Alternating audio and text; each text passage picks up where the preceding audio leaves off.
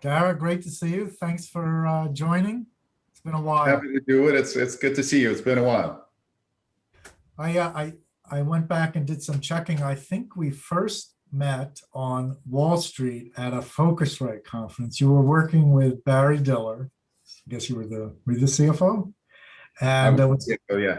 it was called USA Networks, and I think that was the beginning of you taking a look at HR and Intel Reservation Network, if I'm not mistaken. That's right. That's right. Dave Lippman and Bob Diener Yeah. were incredible entrepreneurs there, and they introduced us to the wonderful world of online travel. Yeah. Well, and then of course, USA Networks became IIC, HRN became hotels.com. You guys invested in Expedia, and rumor had it you became CEO of Expedia for a little while. So that was then, that's today. Before I go ahead, I wanted to pay a tribute to Arne Sorensen. I think when you did your chat with him, was that just like a week or two before he sadly passed away? I don't think it was a week. It was a bit more. It was a month or two before. Oh, okay. And you know, but it's typical Arne. He was there for the company. He was working, you know, right up until or close to the end. He had an unbelievable work ethic, but more importantly, he was just a really good person. Yeah, everybody always had the greatest things to say. Well, now that that interview and that memory goes into the archive collection. Yeah, it's a huge loss for the industry. It really is. Indeed. So the travel and tourism industry, I would say, thinks of Uber still, not after, but at the moment, mostly as a mobility company. But pivot and or expansions into a whole bunch of delivery things, which we'll get into, and then of course the recent freight. That's not really true anymore, is it? Well, I think we're still a mobility company, but it's mobility of people and things. Okay. And what's wonderful about the position that we're in is that we get to leverage a technology platform, pricing mechanisms, routing mechanisms that allow us to essentially drive tons of efficiency, both on the mobility of people side, and then now increasingly the mobility of things. And I think we're uniquely situated as a company to bring it together and bring these offerings under one roof. And I think the unexpected benefit for us has been, it really has hedged us as a company as it relates to the coronavirus and you know, the tragedy all around the world. From a business standpoint, it was a hedge that we didn't expect, but it's a hedge that has been very, very important for us. Might not even be having this conversation if it wasn't for Uber Eats. So let's go there first. Ghost kitchens, most people know what they are, but this is a big international audience, so they may not. There's 100,000 of them alone in the United States. I have no idea what the global number is. Maybe you do. Those are kitchens, restaurants that exist exclusively for takeout and delivery. Right? And I guess a lot of their names are very SEO optimized. They're New York pizza and things like that. Did you ever imagine that something like the virtual kitchen boom would happen while everything else was going on? It's pretty unusual. Well, you know, the entrepreneurial spirit of every industry is incredible. And I kind of look at it as retail, just like you've got retail that's hybrid retail, they've got physical spaces and they deliver as well, call it a Lululemon. You also have specialty retailers that are essentially delivery only. And when I look at ghost kitchens, it really is a parallel to classic retail, whether it's retail that is both physical and delivery, or specialty retail that is delivery only. And I think there will absolutely be a place for ghost kitchens. Our approach has been really to think about ghost kitchens as a complement as it relates to our restaurant partners. We don't necessarily want to go in as a principal and compete with our restaurant partners. We think our restaurants are incredible in terms of content and the food that they produce. And we want to be there for them regardless of how they operate. Yeah, a lot of them are started by restaurants. Is it a bigger phenomenon in the US or overseas, the virtual kitchen? It's happening everywhere. I mean, for Everywhere. us, the delivery business is expanding at incredible rates in the US, in Europe, in Asia. I'd say we see a bit more of it in the US and Asia, Yeah. but I think ultimately it's going to be a factor all around the world. I think you recently mentioned, Dara, that Uber Eats a $2 billion annual run rate in revenue turnover pre-pandemic, and it went up to some 40 billion. Am I getting that right? Yeah, well, when I took over, Uber Eats was at about a $2 billion gross bookings annual run rate. It was a really cool business that had been started, incubated within the company, but we really saw the potential behind that business and we leaned into it. Fast forward 3 years later, it's at a 44-45 billion dollar run rate, and growing at well over 100%. So it's been pretty phenomenal how quickly this business has scaled for us. What was your how many years it would take Uber Eats to get a 40 billion plus run rate? You know, I'd actually say what the pandemic has done is it really has accelerated 3 years of growth into probably 6 months. So I would have guessed it would have taken us another 2 to 3 years to get to these levels. And I think our delivery business is going to be probably on a volume basis bigger than our mobility business. And it's something that I certainly didn't expect taking over the company when I joined. Will rides one day overtake, we'll just do the Uber Eats part in revenue again? Well, I think that with our rides business, we're looking to expand just beyond ride hailing. So we're getting into taxi, we are getting into transit as well, bringing demand to transit services, and then offering kind of sponsored service as well. Uber Reserve is new, where you can book up to 30 days in advance. Specially designed for the travel industry. You know, if you have that 6 a.m. flight and you want to make sure that your driver is there. I love waking up at 5 a.m. and not being able to get a car. It's a great feeling. So exactly, we wanted to make sure this is the driver shows up in advance, and it's great for the drivers because they get to plan their day, and it's a premium ride as well. So I think if mobility can expand into some of these adjacent areas where we're making investments, I think it's going to be a great race to see whether mobility or delivery business is bigger one. And either way, Uber wins.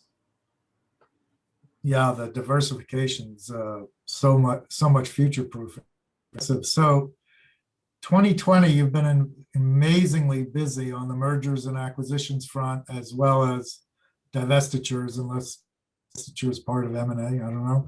But unless you're an investor or a wonk, you don't really realize what Uber's done in the years. So, and the acquisitions are as amazing as the pullout. So it's really repositioning the business. So you started by giving the Middle East their biggest acquisition ever with buying Careem, which was your direct competitor in many Middle East markets, right? Yes. And it's a great team. We really respected Mudassir and the founding team there. And for me, you know, the Middle East has a special place in my heart. Yeah. But that team actually is still running Careem, continuing to innovate, which has been amazing to watch. I've been in Careem cars many times in Dubai. And then you pulled Uber Eats out of some small countries as well, because I think it pretty much, unless you can be number one or number two, you'll try something else. Correct. We expanded super fast all over in basically almost every single geography in which we had a rides business. But then ultimately we decided, let's focus on the markets where we can be number one or number two. Where we're number one, we see very strong profitability. Where we're number two, because we have a rides and eats business, we believe we have a road to number one over a period of years. Yeah. And I think that focus has really benefited the business. We get to take shots where we're going to win. And I think that's ultimately smart capital allocation in any business. So talk about the delivery of things, not people, but not Uber Eats. So you got pharmaceuticals, groceries, beer and wine and alcohol, I think packages, and courier. So that's five. So we don't have a Yeah. lot of time, but can you fire through how you got to those five? Well, couriers are the ones who are delivering, but it was our opinion that if you look at the food delivery business, listen, it's essentially a restaurant as a box that is delivering a limited selection of items, call it usually 40 to 50 items that have to be delivered within an hour. So we looked at what are the categories where you have high frequency of adoption, because one of the strengths that we have with Uber is that we're very high frequency. We're very high frequency kind of interaction with customers. Where do you see high frequency? When the delivery has to happen very quickly. Food, grocery, pharmacy, alcohol, and there are a few other categories fall into that space. And listen, we're not going to be the next day company as far as delivery goes, but we absolutely think that we can be the premier next hour company. All things, whether you want to go to a place or you want anything delivered to your home in the next hour, we think we can be the premier company on a global scale that can deliver that to the majority of the population globally outside of China. We think that's a huge market to win, and that's really what we're aiming for. It's really neat. My wife worked on Wall Street ages ago, and getting something fast from A to B was just like calisthenics. It was not easy. So it sounds like Uber's doing packages, groceries, and courier, quote unquote, itself. But you did some acquisitions, Postmates, Drizzly. What do those cover? Yeah, so we've got Postmates, which is essentially very much like Uber Eats, which with a real strength in a couple of markets such as Los Angeles, Orange County, great restaurant footprint. So that one was, call it in the olden days when Expedia bought Travelocity. It really is a tuck-in acquisition, very much what we do. And then we look to expand categories. So we bought Corner Shop, which is very big in grocers in Latin America, and we're taking Corner Shop and groceries global. And then the same thing with Drizzly, that is in alcohol as well. And pharmacy, we're doing through partnership. We're not doing through acquisition. So it's a combination of organic and inorganic growth. And again, it really is because the potential of these markets are so big. And what about grocery deliveries? You doing that organically mostly? We're doing that through an acquisition of Corner Shop. Oh, Corner Shop. And we're introducing Corner Shop in Latin America, in the US, and some of it we're doing organically as well in some of the markets that Corner Shop hasn't yet launched.